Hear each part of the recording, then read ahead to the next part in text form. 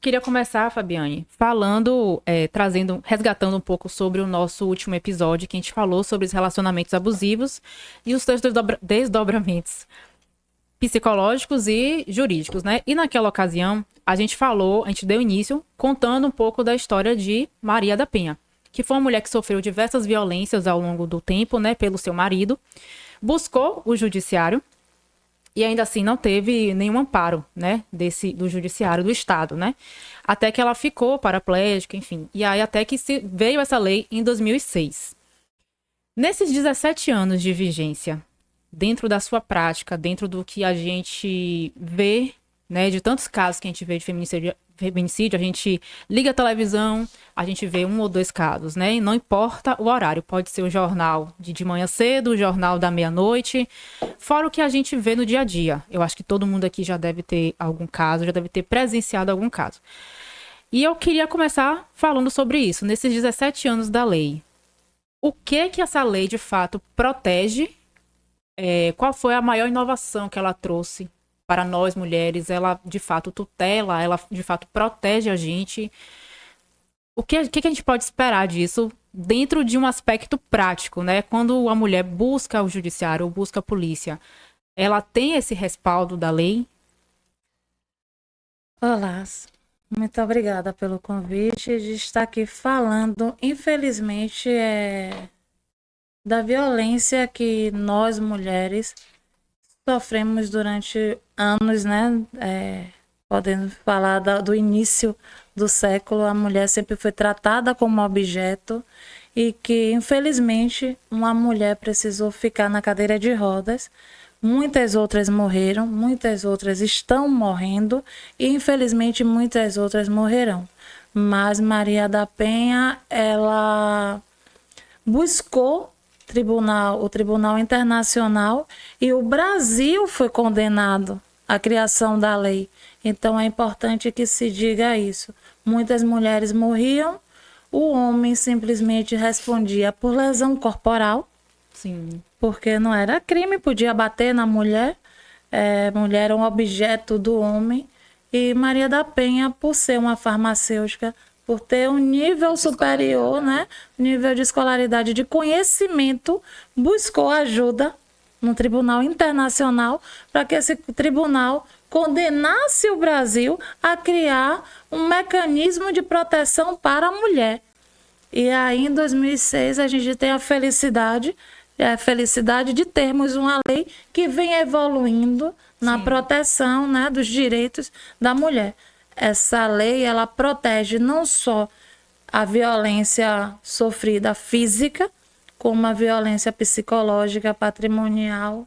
E muitos se falam, como é que se protege psicologicamente? Sim. A mulher, nós sabemos que ao longo dos anos nós sofremos diversos bullying, né? Que também é uma situação que hoje é nova, a gente sabe que hoje também existe, foi criminalizado e nós antes não sabíamos disso. A gente, talvez, nosso tempo na escola, a gente tinha aquela brincadeira da menina gorda, da menina magra demais, da feia, e isso era levado para o âmbito familiar. Sem dúvida.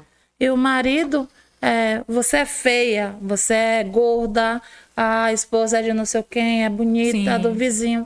Isso é uma violência. Eu estou trazendo um exemplo bem simples para que se entendam. Isso é uma violência psicológica e isso também seja uma prisão em flagrante.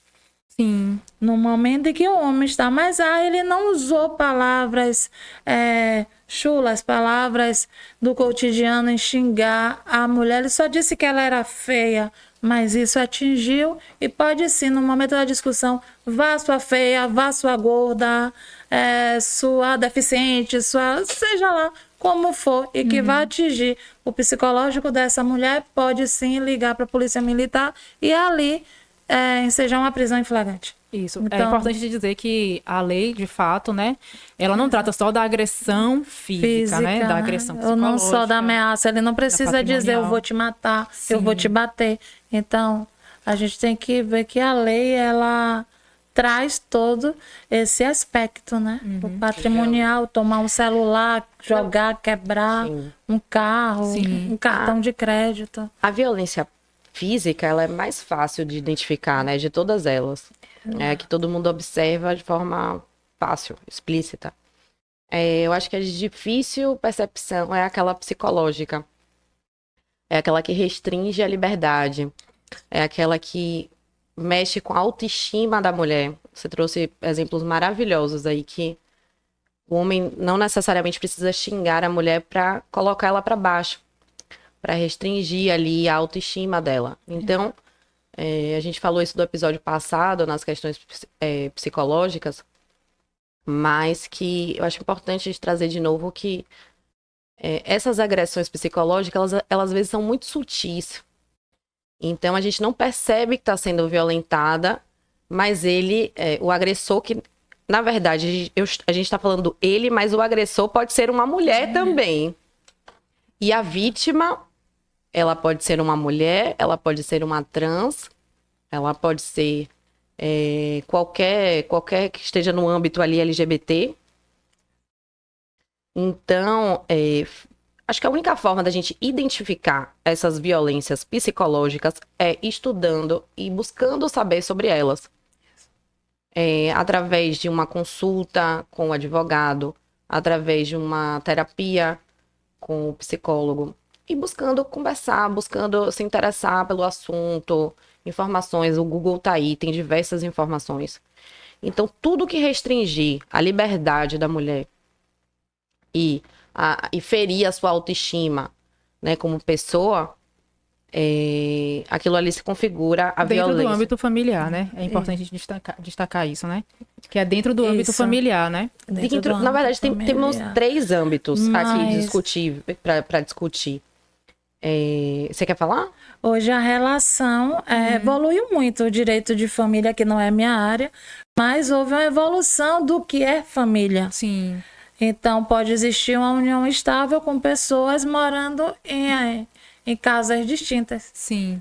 Então, E aí, nesse caso, também a Lei Maria da Penha protege, né? Protege a ex-namorada. Sim. E teve qualquer relação afetiva, a Lei Maria da Penha, ela vem e protege. Que pode ser entre homem e mulher, Exato. 2 mulheres, ou caso protege também já mulheres trans também. A lei já abrange também, né? Isso.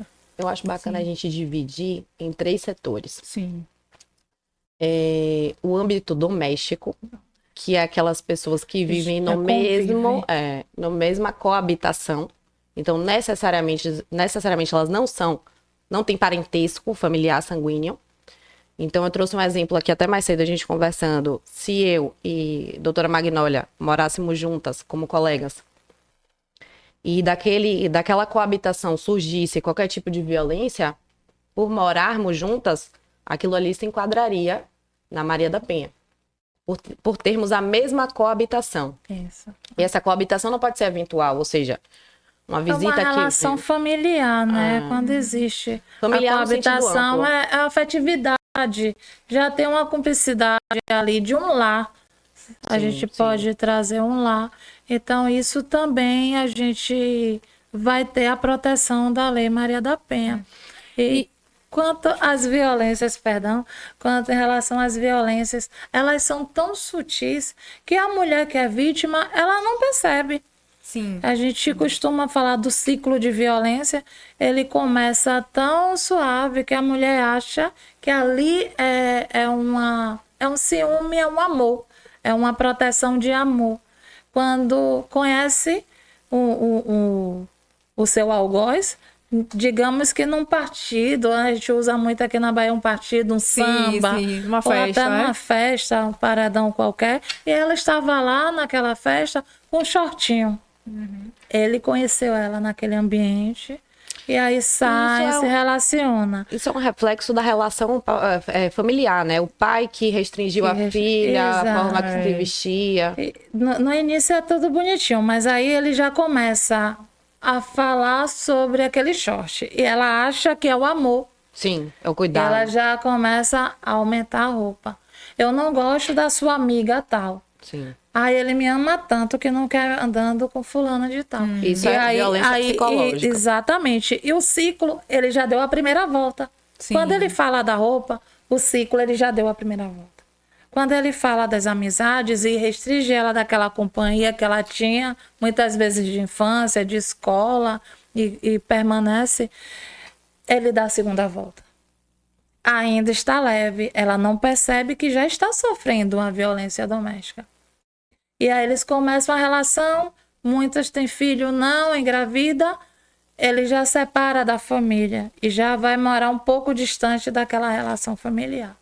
Dali ele já proíbe ela de estar com a família. Não gosto da sua família, não gosto, muita festa. Tá? E ali o ciclo já deu umas 3 ou 4 voltas. E a violência ela vai aumentando, percebe que ele vai afastando. Começam as discussões, começam os xingamentos. E aí começam as agressões físicas. Então o ciclo, se perceber, o ciclo de violência ele começa leve. Cada vez que ele dá uma volta, a agressão aumenta. Sim. Seja ela psicológica, seja ela física ou patrimonial. Que ele tira... Tem